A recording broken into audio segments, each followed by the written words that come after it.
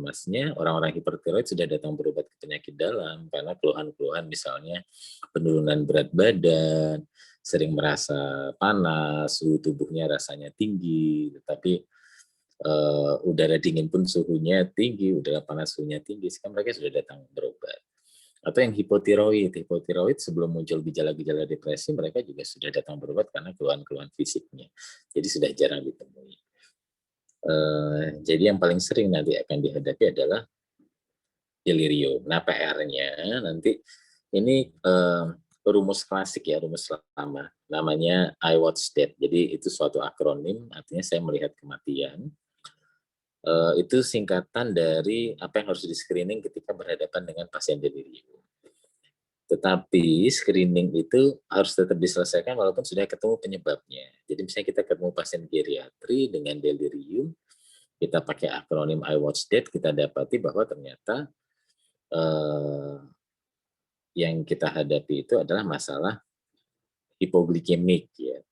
Jadi metabolismenya terganggu karena hipoglikemik. Tetap harus kita screeningnya diselesaikan. Periksa apakah memang ada HB-nya yang rendah, ada intoksikasi. Misalnya kalau geriatri kadang-kadang mereka intoksikasi oleh obat. Bukan karena obatnya melebihi dosis, tapi karena farmakokinetik mereka terhadap obat itu berubah. Contohnya apa? Obat-obat yang kalau masuk ke tubuh disimpannya di dalam protein, misalnya di albumin, ternyata pada pasien geriatri seringkali kadar albuminnya sangat rendah, sehingga obat yang dosisnya dosis maksimal tadi jadi melebihi dosis karena yang beredar jadi melebihi seharusnya karena kadar albumin yang rendah dan obat ini berikatan harusnya dengan albumin. Itu contoh saja. Jadi memang berhadapan dengan pasien delirium, screening ini harus diselesaikan. Nanti googling ya, kepanjangan I was dead itu dilakukan untuk screening pasien delirium. Kemudian yang paling sering juga demensia ya. Tapi demensia biasanya nanti di poli rawat jalan geriatri. Sayangnya saat ini untuk Muardi tidak menerima ya. Kalau di RSUNS geriatrinya kelihatannya belum paripurna seperti Muardi. Nah, kalau di Muardi biasanya ada pemeriksaan MMSE, ini Mental State Examination untuk menilai kemampuan kognitif. Nah, nanti PR-nya kalau itu nanti minta ke dokter residen ya, instrumen MMSE. Jadi kalau skornya di bawah 24 harus curiga adanya gangguan kognitif. Kalau pada pasien geriatri itu demensia. Demensia proses gangguan penurunan kognitif itu sebenarnya bisa dibedakan yang wajar dan yang tidak wajar ya. Jadi senelis dan senescence ya. Yang senescence itu yang wajar, tapi susah menilai proses penuaan yang wajar dan tidak wajar itu karena usia harapan hidup berbagai negara itu berbeda ya. Kalau negara-negara maju usia harapan hidupnya bisa sampai 90 tahun. Jadi kalau kita lihat di luar negeri ya, Tom Cruise usianya sudah 55 lebih, masih main film Mission Impossible, masih jempalian ya. Di kita usia 55 sudah pensiun ya. Atau di sinetron usia 55 tugasnya menasehati, jadi orang tua gitu ya. Karena memang usia harapan hidup di Indonesia itu untuk cowok 69, untuk cewek 73 ya. Jadi umur cewek lebih panjang daripada cowok di Indonesia. Tapi jumlah cewek sama cowok banyakan cowok loh ya di Indonesia. Jadi hasil silahkan googling hasil statistik terakhir terbaru 2020 ya. Generasi kita ini sekarang cowok lebih banyak daripada cewek gitu. Nah, karena itu jangan sampai kalau Prof. A.A. Subianto mengatakan kalau mau poligami hati-hati, nanti memperbanyak jumlah cowok yang homoseksual. Kenapa? Karena dia nggak dapat jodoh, soalnya sekarang cowok lebih banyak daripada cewek. Jadi kalau cowok mau poligami, ingat-ingat temannya ya, kasihan nanti akhirnya mereka cowok sama cowok ya. Karena sekarang jumlah cowok lebih banyak. Tetapi kalau mau poligami boleh sama yang lansia ya, karena usia harapan hidup cewek lebih panjang dari cowok ya. Jadi 73 sama 69. Jadi berarti janda lebih banyak kan. Nah, jadi kalau mau poligami dengan janda yang usia lanjut gitu ya. Itu guyonan Prof. Subianto ya. Jadi kalau kita belajar, kita paling males belajar statistik memang ya. Jadi kalau kita buka textbook di depan itu kan pasti epidemiologi. Nah, kita paling males buka itu. Padahal itu informasi yang sangat penting. Contohnya apa? Misalnya untuk gangguan mental organik. Yang paling sering memang kalau untuk di rumah sakit umum ya gangguan mental organiknya adalah delirium dan demensia. Nanti juga lihat di statistik epidemiologi delirium pun paling banyak di bagian penyakit dalam ya karena di sana kompleks yang bisa menyebabkan delirium ya mulai dari gangguan metabolisme infeksi ya gangguan elektrolit semuanya bisa menyebabkan delirium ya, karena itu delirium itu adalah gangguan yang kalau di rumah sakit seperti rumah sakit Dr. Muardi atau di rumah sakit UNS hal yang biasa sering terjadi. Karena itu saya pesan belajar untuk delirium ayahuasca tadi yang sederhana. Ya.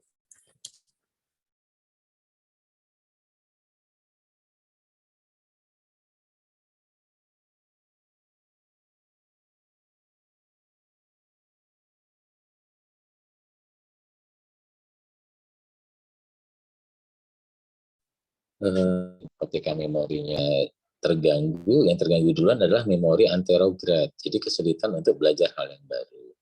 Nanti berlanjut jadi memori yang jangka pendek, jangka menengah, mudah hilang. Jadi lupa naruh barang di mana, kacamatanya ada di mana, gitu. Nanti baru berlanjut ke memori-memori yang lama. Jadi mirip seperti tumpukan kertas. Kalau ditumpuk demensia ibaratnya tumpukan yang baru yang hilang. Nah, karena itu kalau kita ketemu sama eyang-eyang kita, biasanya mereka itu kalau cerita tuh hal-hal yang dulu. Jadi zaman perjuangan gitu ya. Tapi kalau yang-yangnya adik-adik mungkin sudah nggak cerita zaman perjuangan ya. Tapi zaman tahun 70-an, cerita The Beatles gitu ya. Kalau yangnya saya masih cerita zaman perjuangan ya, zaman tahun 45, tahun 40. Jadi demensia akan cerita hal-hal yang dulu-dulu gitu ya. Karena memang itu demensia yang senescence ya, yang karena proses degeneratif. Kalau demensia yang senilis, yang patologis, itu ya muncul lebih cepat dari seharusnya. Tapi patokannya susah sih karena itu semboyan lembaga Alzheimer Indonesia itu lembaga swadaya masyarakat, mereka semboyannya adalah jangan maklum dengan pikun. Terjadi kepikungan di usia berapapun harus selalu periksa ke dokter. Karena siapa tahu itu sifatnya reversible. Misalnya mendadak jadi pikun, kemampuan kognitifnya menurun, jangan-jangan stroke iskemik ya golden periodnya masih mengejar sampai 6 jam masih bisa reversible kalau tidak nanti akan jadi demensia vaskuler akhirnya ya. Nah, karena itu sebenarnya jangan makin dengan pikun itu penting ya misalnya punya eyang usia 90 biasanya ngomongnya bagus jadi kemampuan kognitif verbalnya bagus tahu-tahu ngomong kayaknya nggak nyambung ya jangan langsung berpikir oh ini yang sudah tua ya wajar lah ngomong nggak nyambung periksakan siapa tahu masih bisa reversible jadi bisa saja itu stroke iskemik atau bisa saja itu kekurangan vitamin ya vitamin B kompleks itu bisa menyebabkan demensia kalau kekurangan ya karena itu kalau diet hati-hati ya tetap makan dan minum yang seimbang ya dan sampai demensianya datang lebih dini namanya demensia prekok ya sebelum waktunya. Nah itu juga bisa reversible ya, misalnya kekurangan vitamin B kompleks. Setelah dipenuhi gizinya lagi, biasanya demensianya bisa hilang. Jadi demensia ada yang reversible, ada yang irreversible. Yang irreversible seperti Alzheimer, Lewy body, ya, dan lain-lain, karena proses degeneratif yang patologis. Kalau itu biasanya obat-obatan adalah memperlambat proses degeneratifnya. Progresivitasnya kita perlambat. Bukan berarti menyembuhkan. Jadi misalnya ada obat-obat seperti donepezil, itu tujuannya itu bukan untuk mengembalikan fungsi kognitifnya seperti semula, tapi berusaha memperlambat. Nah, kalau fungsi kognitifnya kembali seperti semula ya tidak mungkin, tapi diperbaiki bisa itu karena biasanya neuroplastisitas. Jadi sel-sel saraf yang sehat berusaha membuat jalinan-jalinan baru sehingga memorinya bisa kembali, tetapi tidak 100%. Itu ya, PR-nya ada 2, jadi ada I was dead sama mencari MMSE, Mini Mental State Examination. Penting yang namanya penanganan delirium dan demensia itu sama saja, prinsipnya adalah preventif, promotif, kuratif, rehabilitatif ya. Jadi kalau misalnya preventif, kita tahu orang-orang yang sudah ada faktor risiko terjadi delirium, kita sudah menyiapkan ruangan yang nyaman. Jam di ruangan itu harus ada jam sehingga ketika pasiennya kesadarannya agak berkabut, dia melihat jam, dia tahu waktu.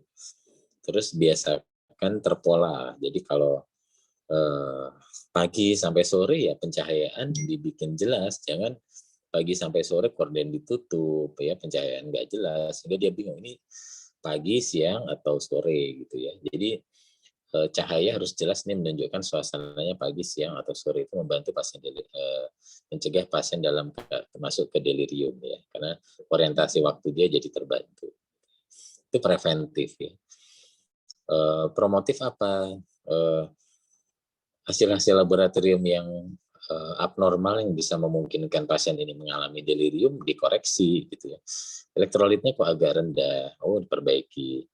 HB-nya agak rendah, diperbaiki. Jangan sampai pasien masuk ke dalam keadaan delirium.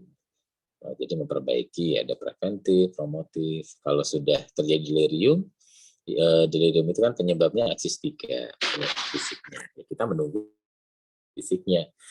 Tetapi kita bisa obat-obat untuk menenangkan. Nah, jadi PR-nya nanti nambah ya. Delirium yang gaduh gelisah itu termasuk kedaruratan psikiatri karena itu dihubungkan ya ke dalam psikiatri dan gangguan mental organik. Jadi nanti buka PR untuk panduan dan SPO restrain ya. Restrain ada 2, mekanis dan kimiawi ya. Nanti kalau pada pasien delirium restrainnya bisa jadi hanya mekanis saja karena mungkin untuk obat-obatan yang kita berikan bisa mengacaukan observasi dari teman-teman bagian lain. Atau misalnya obat-obat kita tidak menjadi kontraindikasi atau tidak mengacaukan observasi dari bagian lain, bisa saja obat itu kita berikan. Tapi biasanya pemberiannya dosis kecil dinaikkan perlahan-lahan ya. Kalau pasiennya sudah tenang, kita berikan kalau perlu saja.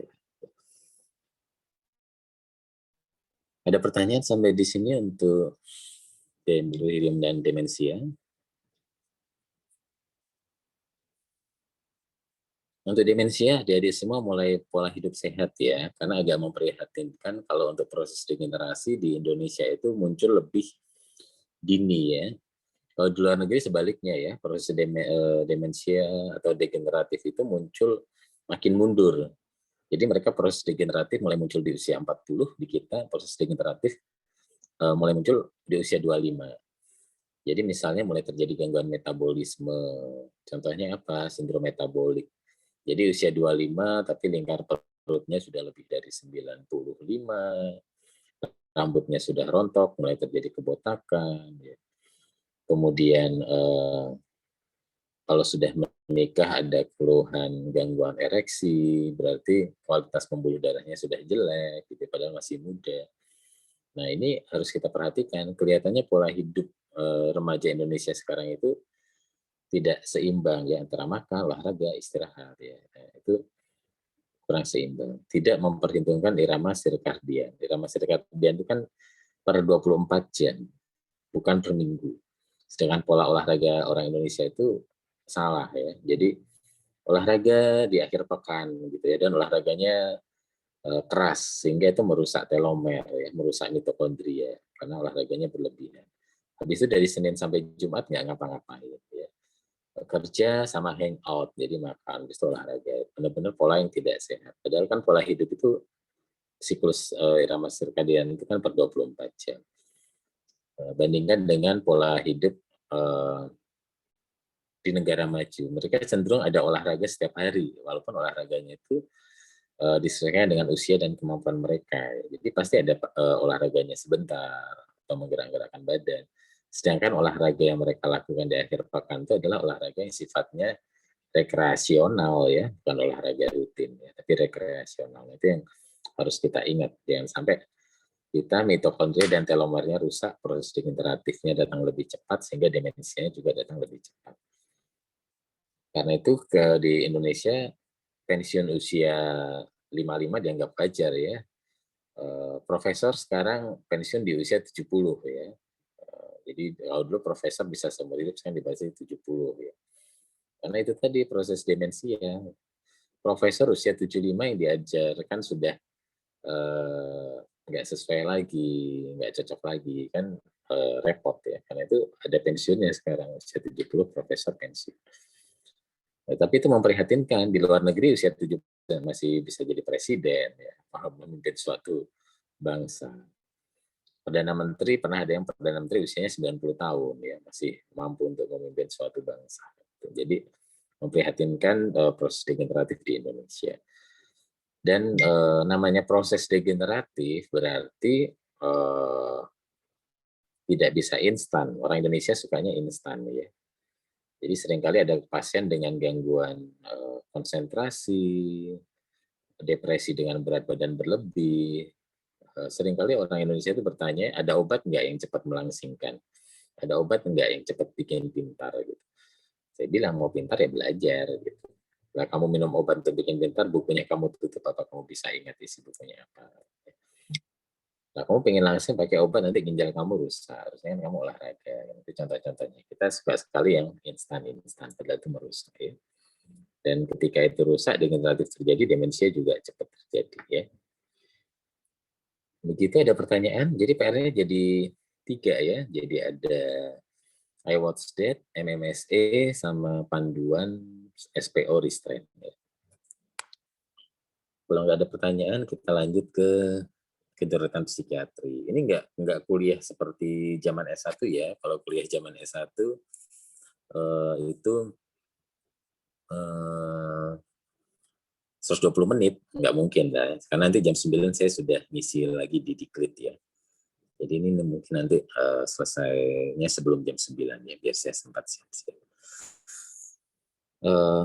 Untuk kedaruratan psikiatri, sama kita fokus yang sering datang ke Rumah Sakit Dr. Muardi atau RSUNS, yaitu tentamen suicide dan gaduh gelisah atau mengamuk ya.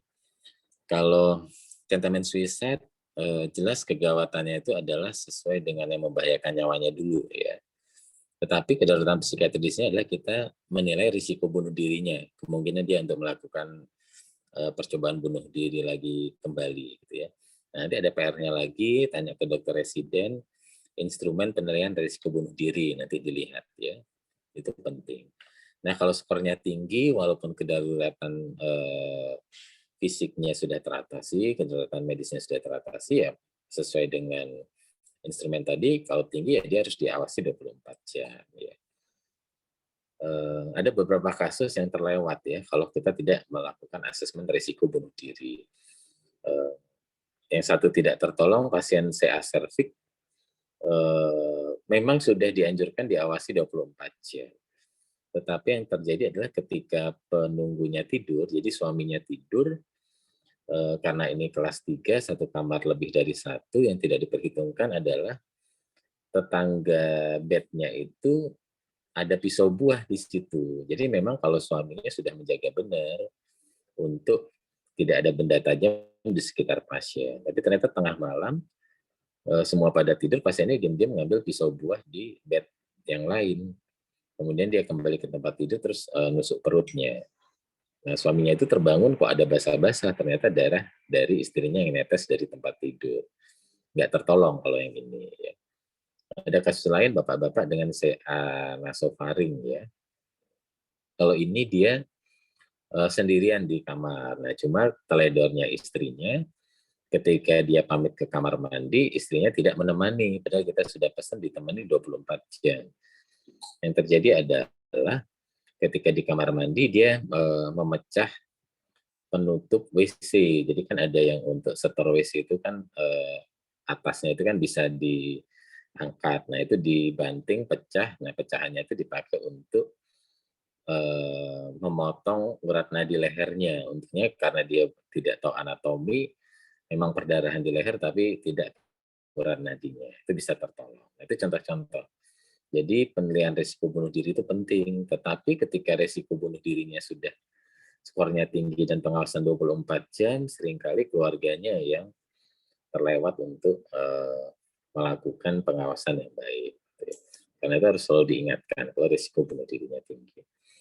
Bunuh diri sendiri, kalau bukan kasus-kasus seperti tadi, cry for help itu biasanya kelihatan. Jadi karena itu kita harus peduli dengan orang-orang sekitar kita.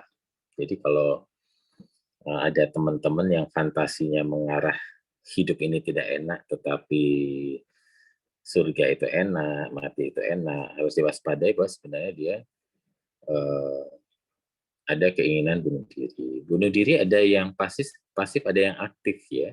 Kalau pasien geriatris seringkali bunuh dirinya itu pasif. Tidak mau kontrol lagi, tidak mau minum obat, tidak mau menjalani prosedur pengobatan. Sebenarnya dia ingin mati saja. Tapi dia bunuh diri yang aktif, jadi dia merasa dosa, masuk neraka, nggak berani. Akhirnya dia ujungnya tidak mau menjalani prosedur pengobatan kepada pasien geriatris. Kalau tentamen suicide bisa juga ada yang bukan tentamen suicide ya, tetapi bisa juga hanya mencari perhatian. Nah, karena itu kita harus mengevaluasinya, apakah teknik yang digunakan itu mematikan, kemudian apakah dia mencari tempat di mana sulit mendapatkan pertolongan, dan yang ketiga fantasinya dia apa tentang bunuh diri itu. Kalau misalnya dia mau bunuh diri, tetapi di kos-kosan, kos-kosannya lagi rame, dia buka jendela, buka pintu, pasang tali ya, terus sambil nangis-nangis bilang pengen mati saja, ya itu bukan bunuh diri, karena orang-orang pasti bisa nolong dia kan. Tetapi kalau dia nunggu kos-kosannya sepi, tidak ada siapa-siapa, dia kunci kamar, kunci jendela, pasang tali gantung diri, ya itu kan tidak ada yang menolong, tekniknya mematikan. Itu tentamen suicide. Biasanya ada fantasinya, misalnya kalau saya mati, pacar saya akan kecewa, mau ketemu saya nggak bisa, padahal pacarnya pacaran lagi, ya fantasi dia nggak terwujud pada. Jadi ada, atau misalnya tempatnya ramai tetapi tidak memungkinkan untuk mendapat pertolongan segera. Misalnya di palang kereta api lagi ramai, palangnya nutup, atau dia lompat ke tengah rel, siapa yang mau nolong ya kan? Bisa ketabrak juga. Nah itu contoh. Jadi tekniknya mematikan. Ini kasusnya seperti yang event organizer di Jogja ya, itu kasusnya udah lama sekali ya. Zaman mau konser Iwan Fals ternyata gagal. Nah dia ke kafe, kafenya itu di pinggir rel kereta api, kafenya rame, begitu ada kereta api mau lewat, dia melompat ke tengah rel kereta api. Orang-orang teriak-teriak, tapi mau nolong nggak berani. Ya. Jadi ada cowok, dia IO yang gagal ya, bunuh diri di rel kereta api. Itu kejadian. Tentamen suicide itu bukan diagnosis ya. Jadi bisa orang melakukan tentamen suicide karena kecemasan, karena depresi, karena psikotik. Jadi penyebabnya bisa banyak. Kedalam psikiatri yang lain adalah gaduh gelisah atau ngamuk atau merusak properti. Jadi yang namanya kedaruratan dalam psikiatri itu adalah bisa membahayakan dirinya, orang lain, atau lingkungan. Nanti kalau untuk gaduh gelisah ada instrumennya namanya PANS-EC ya. Nanti minta sama dokter residen instrumennya. Jadi di situ nanti bisa dilihat risiko dia untuk bisa menyakiti orang lain atau merusak properti itu bisa terlihat. Agresivitasnya dia gitu ya.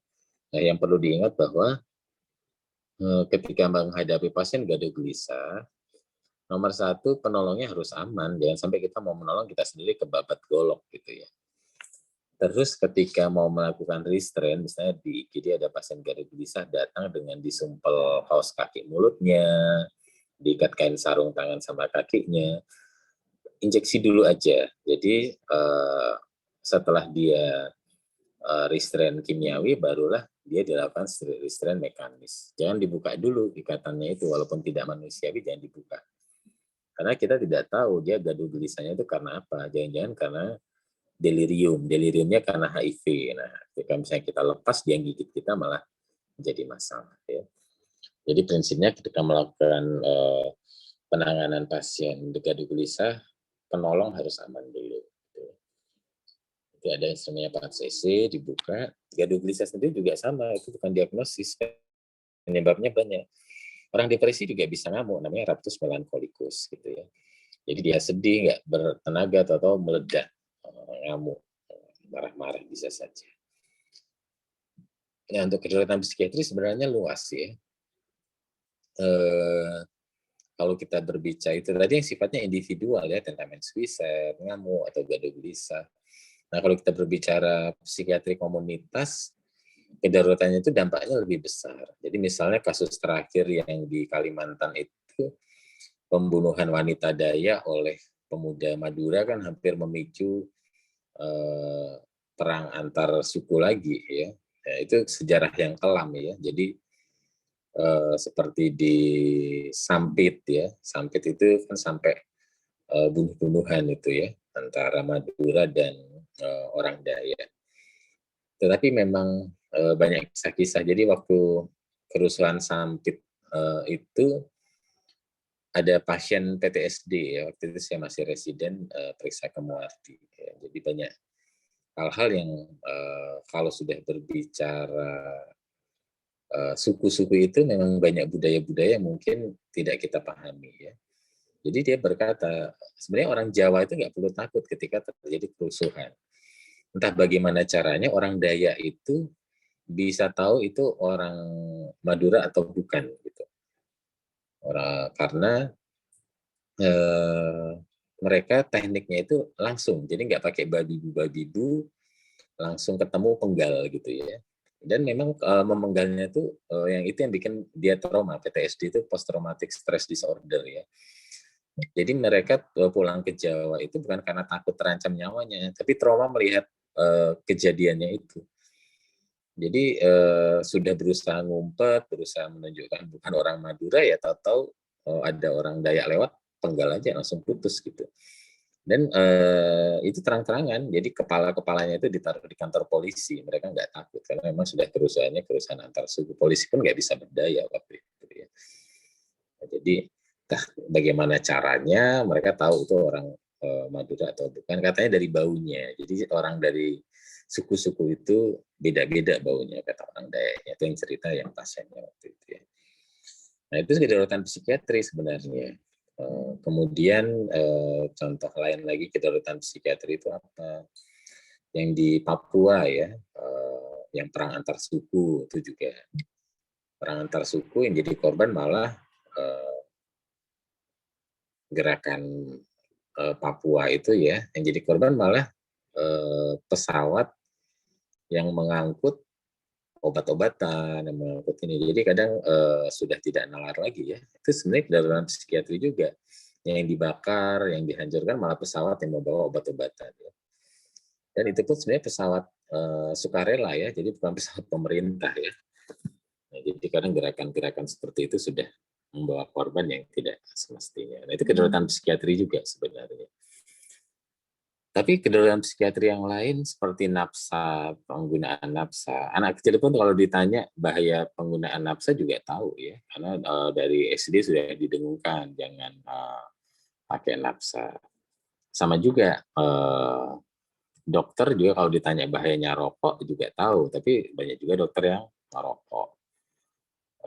Koas juga sama ya, dulu waktu belum pandemi ya, kalau di Warpo ya, warung pojok itu ya, sebelum dibangun gedung kedokteran nuklir itu, banyak yang ngerokok di sana ya, koas, residen, itu yang cowok-cowok ya. Jadi kalau saya lewat, mau ke mana gitu, terus mampir nginguk gitu, puntung-puntung rokok langsung bertebaran keluar, dibuang mereka, ada yang dibuang ke bawah gitu. Itu mereka tahu di kota rokok kan juga jelas dituliskan ya. Itu sebenarnya kedaruratan psikiatri juga ya. Jadi bertambah terus. Sekarang cowok perokok lebih banyak daripada cowok yang tidak perokok. Jadi 2 dari 3 cowok itu perokok ya kalau di Indonesia ya. Bisa kebayang ya. Lebih banyak yang perokoknya. Nah, di sini sebenarnya juga kedaruratan psikiatri ya. Itu juga salah satu yang menyebabkan proses degeneratif itu lebih muncul cepat ya di kalangan kita. Uh, kalau saya sering diskusi sama guru-guru saya yang pakai pisau ya, obscene, kemudian bedah gitu. Mereka keluhannya sama, bahwa generasi sekarang itu kalau operasi itu nggak bisa lama gitu ya. Jadi beliau-beliau aja katanya sudah sepuh itu kuat operasi dari pagi sampai malam. Tapi kalau yang muda-muda itu kadang baru operasi 2-3 kali operasi sudah ngeluh gitu ya, fisiknya nggak kuat. Nah, itu menunjukkan bahwa kemampuan kita tuh memang menurun. Padahal suplemennya banyakan mana? Banyakan kita, generasi kita ya, daripada generasi beliau-beliau gitu. Dan berarti ada yang salah dari pola hidupnya. Begitu juga saya dengan Prof. Aris kemampuan untuk menangani pasien itu lebih kuat Prof. Aris. Jadi Prof. Aris itu kalau praktek bisa sampai jam 1, jam 2 malam ya. Saya praktek sampai jam 8, jam 9 aja tuh rasanya udah capek banget gitu ya. Jadi memang ada yang salah dengan pola hidup kita sehingga fisik kita tuh menurunnya itu cepat ya. Itu PR kita untuk menjaga pola hidup. Nah, jadi nanti ini sudah jam 8.39 ya. PR-nya tadi I Watch That, PANS Essay, MMSE,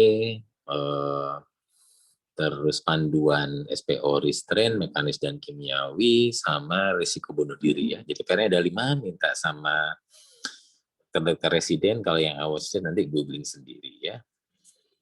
Begitu, ada pertanyaan 5 menit, kalau ada pertanyaan tentang materi ini, kedaruratan psikiatri dan gangguan mental organik. Jadi saya sampaikan yang mungkin akan adik-adik temuin di selama stase 4 minggu ya, biar tahu apa yang harus dipelajari, biar 4 minggu tidak berlalu dengan sia-sia. PR-nya 5 tadi dicari ya. Ada pertanyaan? Izin bertanya, dokter. Oh ya, silakan. Demensia dengan Lewy body sama Parkinson yang berkembang di demensia itu beda atau sama ya? Oh sama, yang beda hanya selisih waktunya aja ya. Jadi 1 tahun nih ya. Jadi kalau terjadi dalam 1 tahun itu demensia dengan Parkinson, ketika muncul gejala Parkinson-nya dan demensianya bersamaan ya. Nah, tetapi kalau lebih dari 1 tahun baru muncul Parkinson-nya itu demensia Lewy body dengan Parkinson. Gitu ya. Nah, kalau misalnya Parkinson-nya duluan, 1 tahun kemudian muncul gejala demensia Lewy body itu sama dipisahkan ya. Nah, tapi kalau berbarengan itu demensia Lewy body dengan Parkinson. Ya. Jadi kriterianya 1 tahun bersamaan terjadinya itu seperti apa. Jadi harus ada jedanya ya, kalau mau dipisahkan. Ya, jadi demensia Parkinson itu yang mirip Lewy body, tapi kalau kurang dari 1 tahun. Kalau selangnya antara Parkinson dengan Lewy body-nya lebih dari 1 tahun, dipisahkan demensia Lewy body dan Parkinson. Gitu ya. Tapi kalau kurang dari 1 tahun, itu demensia Parkinson ya. Itu penanganannya susah, itu rujuk neuro aja, bukan kompetensinya dokter umum ya. Karena kalau nggak pinter, obat demensianya memperberat gangguan motorik Parkinson-nya. Sebaliknya obat-obat Parkinson-nya bisa memperberat demensianya. Ruwet.com pokoknya kalau Parkinson dengan demensia berbarengan. Ya. Harus pinter-pinter cari tengah-tengah dosis obatnya. Ya. Itu nanti teman-teman dari bagian saraf itu terutama yang berperan. Ya. Pertanyaan yang bagus ya. Ada lagi? Masih ada 3 menit. Izin bertanya lagi, dokter. Ya. Sebenarnya aktivitas merecall memori ketika selesai beraktivitas tidur, itu bisa nggak sih, dok, untuk preventif dari demensia sendiri? Recall Bisa. kegiatan dari pagi. Multifaktor ya. Jadi kan memori ada memori segera, working memory. Memori itu kalau kita masak. Jadi kalau kita masak, ini tadi garam sudah masuk apa belum, ketumbar sudah masuk apa belum, ini airnya sudah mendidih atau belum. Jadi dalam satu waktu mengingat banyak hal itu namanya working memory. Nah, kelemahan anak sekarang itu working memory-nya itu tidak terbentuk ya. Karena apa? Tidak membantu masak ibunya. Kalau cowok terbentuknya working memory memang lebih jarang karena itu cowok multitaskingnya di bawah cewek ya. Jadi cowok mungkin bisa multitasking dalam satu waktu mengerjakan 2 atau 3 hal. Nah, tetapi kalau cewek bisa lebih ya, karena itu tadi sebenarnya aktivitas memasak itu working memory-nya itu berat ya. Bumbunya sudah pas apa belum. Ya, apalagi kalau dulu emak-emak dalam satu waktu bisa memasak 3 menu ya. Jadi kompor yang satu masak sup, kompor yang satu goreng ini, timingnya agar tidak gosong, nah itu working memory-nya benar-benar kerja keras. Nah itu juga mungkin menyebabkan wanita umurnya lebih panjang ya, karena mereka aktivitasnya itu banyak ya, salah satu penyebabnya. Nah kalau memori jangka pendek sederhana, segera akan kita lupakan. Misalnya kalau tadi pagi ditanya sarapan apa, kita masih ingat gitu ya. Sarapan apa tadi pagi? Tidak sarapan. Sarapan apa tadi pagi? Telur ceplok. Sarapan apa? Soto. Tapi kalau ditanya seminggu lagi, sarapan apa? Hari 1 minggu yang lalu, ya nggak ingat. Itu kan memori jangka pendek ya. Kalau jangka menengah ya apa yang kita alami 1 bulan itu. Tapi biasanya memori jangka menengah pun kita juga nanya harus hati-hati. 2 minggu lalu peristiwa apa yang berkesan ya gitu, jangan nanya 2 minggu yang lalu makannya apa, yang mana inget ya gitu ya. Terus dibedakan antara memori working memory, jangka pendek, jangka menengah, jangka panjang gitu ya. Jangan nanya dulu guru menilai memori jangka panjang, dulu guru matematikanya waktu SD siapa, mungkin aja lupa ya, tapi dulu SD-nya di mana gitu, itu bisa ingat gitu ya. Kemudian unik ya, memori itu kan ada potensial memori jangka panjang dan jangka pendek. Nah, potensial memori jangka panjang itu harus ada kunci yang terbuka. Jadi ada magnesium ya yang mengunci memori. Uniknya kalau kebuka itu oleh beberapa faktor. Misalnya itu berkesan secara emosional. Itu nggak mau kita ingat pun akan teringat. Karena kuncinya itu, klep magnesiumnya itu terbuka sehingga menjadi memori jangka panjang. Karena itu kalau patah hati mau dilupakan juga susah ya, karena secara emosional kuat ya. Peristiwa-peristiwa tidak mengenakan itu juga bisa kita alami. Jadi secara emosional berkesan ya, jatuh cinta. Cinta pertamanya usia berapa? SMP, ingat ya, karena memori emosionalnya kuat gitu ya. Itu bisa memori jangka panjang. Atau kita tadi peristiwa tidak enak atau menyenangkan. Kalau gurunya yang ngajar cakep kayak opa-opa Korea, cepat masuk itu karena hal yang menyenangkan gitu ya. Tapi kalau yang ngajar sudahlah wajahnya nggak kayak opa-opa, ngajarnya bosenin, ya nggak ada yang ingat, bisa aja seperti itu. Jadi fungsi kognitif itu unik ya. Terus belum lagi kalau bicara memori semantik, kemudian memori potensial. Jadi kalau sudah pernah belajar renang, nggak renang 1 tahun pun suruh renang lagi bisa. Sudah lama nggak setir mobil, begitu kepepet setir mobil lagi bisa. Nah, jadi memori itu fungsinya unik. Nah, salah satu yang harus diperhatikan adalah hobi-hobi itu juga memelihara memori, mencegah demensia ya. Jadi hobi-hobi yang multitasking, yang hobi-hobi yang working memory itu harus dipertahankan. Olahraga itu termasuk memori multitasking ya. Jadi misalnya kita main bulu tangkis, main tenis, tapi yang rekreasional ya, bukan yang kompetisi ya.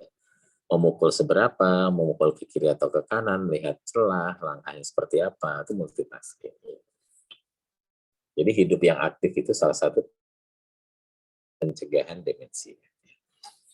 Begitu, ini sudah habis waktunya, saya harus bersiap-siap mengisi diklit, semoga bermanfaat. Jangan lupa 5 PR-nya tadi ya, dipelajari. Demikian, mohon maaf kalau ada kesalahan, semoga bermanfaat untuk adik-adik semua. Wassalamualaikum warahmatullahi wabarakatuh. Saya izin. Waalaikumsalam, matur nuwun, dokter. Matur nuwun, dokter. Matur nuwun, dokter. Live ya. Izin, dokter. Iya, dokter. Ya, sama-sama.